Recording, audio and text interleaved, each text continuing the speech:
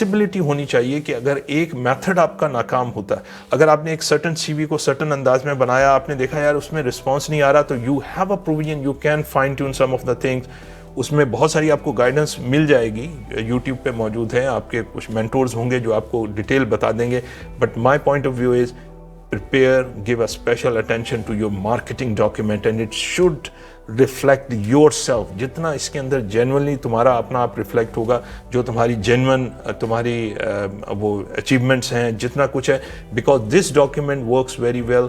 और अमूमी तौर पे जो आपका इंटरव्यूअर होता है उसके सामने आपका यही डॉक्यूमेंट होता है। जब मेरे पास इतने बंडल्स ऑफ वो जो हमारा HR डिपार्टमेंट लेकर आता था, bundles of CVs which are been there।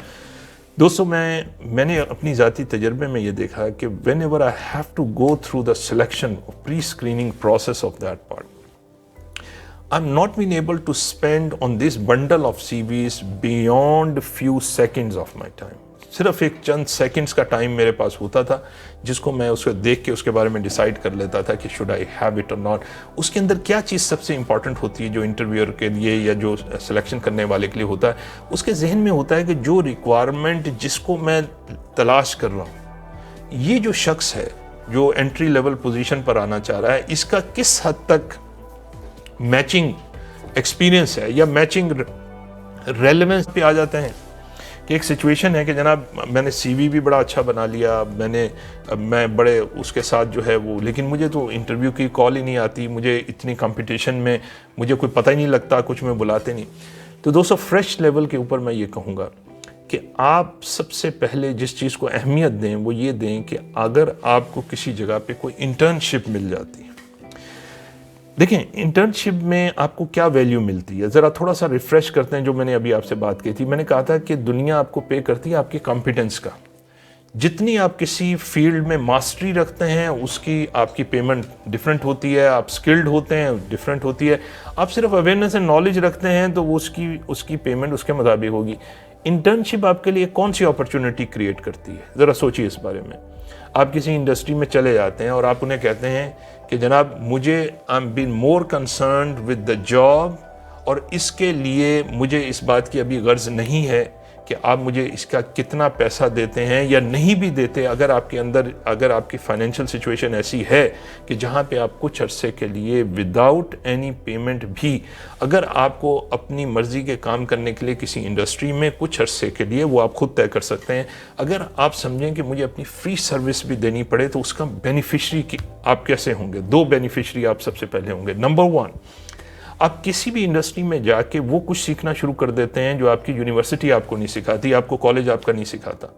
आप लोगों के हवाले से बहुत कुछ सीखना शुरू कर देते हैं, आपको बहुत सारी और मालूमात का इजाफा हो जाता है उस इंडस्ट्री के हवाले से। किसी जगह में जाके आप वॉलंटियर ऑफ़र करते हैं और बिल्कुल दिलजमी से काम करते हैं।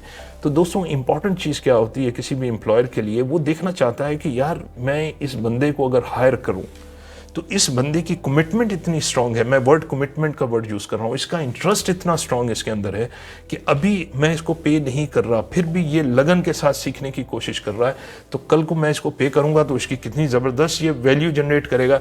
You actually enhance your chances in that industry by offering a free internship just with the purpose that you have to learn a lot. You have to learn and you have to deliver, you have to become, because जितना आपका exposure होता है तो अब आपको कुछ ना कुछ थोड़ा सा अंदाज़ा नॉलेज के साथ साथ उसकी एप्लीकेशन का होना शुरू हो जाता है कि ये जो नॉलेज मैं कॉलेज यूनिवर्सिटी से लेकर आया हूँ इसका इस्तेमाल कहाँ कहाँ पे हो रहा है। Now you started looking on to it कि अच्छा यार ये भी चीज़ हो सकती है, ये भी चीज़ हो सकती है। तो अब आप स्किल लेवल को कुछ टच करना शुरू कर देते हैं और जहाँ तक आपके इर्द गिर्द के जो लोग होते हैं जो आपको मॉनिटर कर रहे होते हैं उनके लिए भी आप वैल्यूएबल बन जाते हैं, क्योंकि उनके लिए एक हेडिक है कि वो बाहर मार्केट में जाएं और जाके कहें कि जनाब हमें लोगों को तलाश करके लेकर आना है। अगर उन्हें अपनी आंखों के सामने कोई ऐसा शख्स नज़र आ जाएगा जो लगन के साथ काम कर रहा है, जिसका इंटरेस्ट है, वो ला बहाला 100% केसेस में उसी बंदे को हायर करेंगे। तो आप इंटर्नशिप के मौके को बिल्कुल ज़ाया ना करें। आप अपने टाइम को देखें दोस्तों, टाइम सबसे इंपॉर्टेंट चीज़ होती है। The time has to pass anyway. अगर मैं ये कहूँ कि नहीं जनाब मैं तो सिर्फ CV भेजता रहूँगा और जब तक मेरे मतलब की कोई जॉब नहीं होगी, चाहे उसमें 6 महीने लगें, साल लगे, 2 साल लगें, तो आप ये जहन में रख लें कि ये जो टाइम ज़ाया हो रहा है ये टाइम वापस नहीं आएगा। हर चीज़ वापस आ सकती है। अगर आपको 2 साल नहीं भी कोई, फॉर एग्जांपल आप कहें कि यार मैंने बगैर नौकरी के कहीं काम कर लिया, तो दोस्तों मुमकिन है कि आप अपनी वैल्यू को इतना बढ़ा लो कि 2 साल के बाद भी आपको जो सैलरी, फर्स्ट सैलरी मिले, हो सकता है वो आपकी उन 6 महीने या साल की सैलरी का इक्विवेलेंट हो। There is a chance, because market place पे करती है आपको, जॉब मार्केट पे करती है आपकी वैल्यू के मुताबिक। अगर तुम 2 साल में, 1 साल के अंदर अपने आप को डेवलप करने की तरफ फोकस रखो और कोई भी अपॉर्चुनिटी जो तुम्हारे लिए फर्स्ट अपॉर्चुनिटी आती है, अपने आप को वैल्यूएबल बनाने की तरफ लगाओ कि मुझे इस जॉब मार्केट के लिए अपने आप को वैल्यूएबल बनाना है। चाहे initially nobody is going to pay me, I am going to learn something of value, I can bet on to that.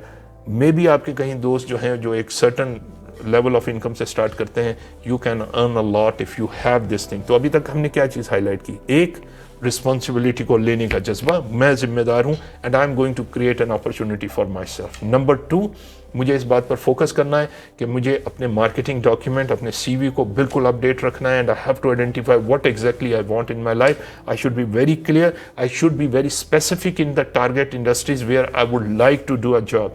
और इस हिसाब से दोस्तों मैं प्रोफाइल भी आजकल हमारी जो मैंने देखा है ख़ासतौर पर बहुत सारी कंपनीज में कि लिंक्डइन के वो बड़ा सीरियसली उसको टूल के तौर पर यूज़ कर रहे हैं towards head hunting and they are been looking for the people. तो अगर आप अपने से रेलिवेंट कोई ऐसा आप कोई फॉर एग्जांपल कोई पोस्ट डाल देते हो, कोई ऐसी अपनी फील्ड से रिलेटेड कोई छोटे सा आर्टिकल लिख कर डाल देते हो, there are the people who are working in the similar area of interest. और अगर किसी के आर्टिकल के ऊपर आप कोई ऐसे कमेंट्स डाल देते हो तो the people then started giving you a value, you started getting noticeable over there. This is a sort of networking which is been very helpful. ये नेटवर्किंग नहीं है जो अनफॉर्चुनेटली से बहुत सारे इंस्टेंस में ऐसा होता है and I feel sorry about that कि जी आपने कैसी बंदे को आपने देखा कि जनाब इसके पास बड़ा कोई नेटवर्क होगा, बड़ी वैल्यू होगी, आपने जैसे ही इसको एक्सेप्ट किया तो पता लगा जी बिल्कुल वेरी नेक्स्ट सेकंड आपको एक CV रिसीव हो जाता है कि जनाब मुझे अब नौकरी दे दें, मैं बड़े बुरे हाल में हूँ वगैरह वगैरह। दोस्तों एक बात मैं आपको याद हाईलाइट करना चाहूँगा, please do not sell your self short. अपने इमेज को डिटोरिएट ना होने दें। आपकी एक ब्रांडिंग है, आपकी एक पर्सनैलिटी है, डोंट बैग। ये जो प्रोफेशनल मार्केट है, बिजनेस मार्केट है, इसको understand the rules and regulation in which the business market operate. कोई बंदा तरस खा के आपको ज़कात दे सकता है, आपको सदके की रकम दे सकता है, लेकिन दोस्तों आपको अगर उसने नौकरी देनी चाहिए तो वो कभी आपको किसी रिस्पॉन्सिबल पोजीशन पर नहीं रखेगा अगर वो आप पे तरस खा के नौकरी दे रहा। तो आपको करना ये है कि आप बिजनेस मार्केट में अपने आप को अहल बना कर लेकर आओ।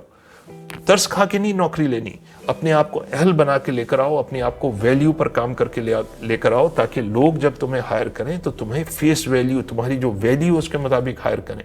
And there should be more. वो मैंने अक्सर मैं दोहराता हूँ कि देखिए इंसान की जो इज्जत है, इंसान की रिस्पेक्ट इस चीज़ में नहीं है कि वो जो है किसी घर में कहते हैं दाखिल हो जाए तो समझे कि जी इस घर में दाखिल होने से मुझे इज़्ज़त मिल गई, बल्कि वो जब किसी घर में दाखिल हो जाए तो लोग समझे इसके आने से हमें इज़्ज़त मिल गई। ऐसी वैल्यू आपकी होनी चाहिए। इसी तरह ये नहीं है कि आप नौकरियों के पीछे दौड़ें, आपकी वैल्यू ऐसी हो लोग नौकरियां लेकर आपके पीछे दौड़ें। उसके लिए आपको जो चीज़ें चंद एक मैं आपको हाईलाइट कर रहा हूँ वो आपको बहुत सी हेल्पफुल साबित हो जाएंगी। तो ये चीज़ें हैं। फिर प्लस एक चीज़ और कर सकते हैं, अगर फॉर एग्जांपल आप किसी जगह पे मौजूद हो और आपको ये लगता है कि मैं यहाँ पे जो है मुझे कोई भी ऐसा मामला नहीं हो रहा, तो एक और चीज़ है जो आपके एक शॉर्ट सर्टिफिकेशन कोर्सेज होते हैं आपकी लाइन के अंदर।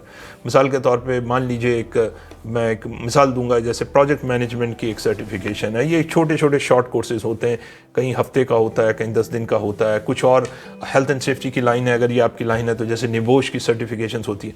अच्छा, आपको बेनिफिट ये होगा कि जहाँ पे आपने अपनी यूनिवर्सिटी का टाइम गुजार लिया, अगर आप अपने आप को इस टाइप के किसी सर्टिफिकेशन कोर्सेज में जो आपके सिटी में कहीं पे हो रहे हो आप कर लेते हैं, अगर आपकी लाइन से रेलिवेंट है, अगर आप कर लेते हैं तो आपको 2 बेनिफिट होंगे। नंबर 1 तो ये हो जाएगा कि आपकी क्वालिफिकेशन जो सिर्फ एकेडमिक क्वालिफिकेशन थी उसमें कुछ प्रोफेशनल टच भी आ जाएगा कि मैंने अपने आप को सिर्फ एजुकेशनल लेवल पर नहीं रखा, मैंने कुछ प्रोफेशनल क्वालिफिकेशन भी अचीव की हैं, उसका एक बेनिफिट आपको हो जाएगा।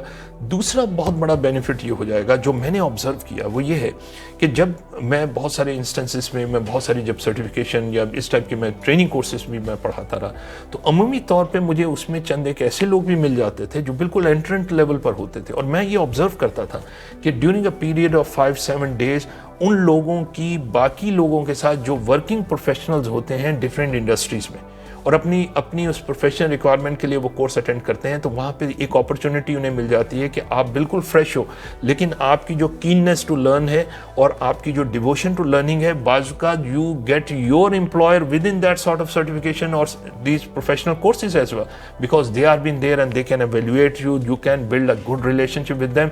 In that instance, if they have seen you and if you ask them कि जी I'm in search of a job and I would be very happy if you can recommend me, so that is the most important part where you can get a recommendation.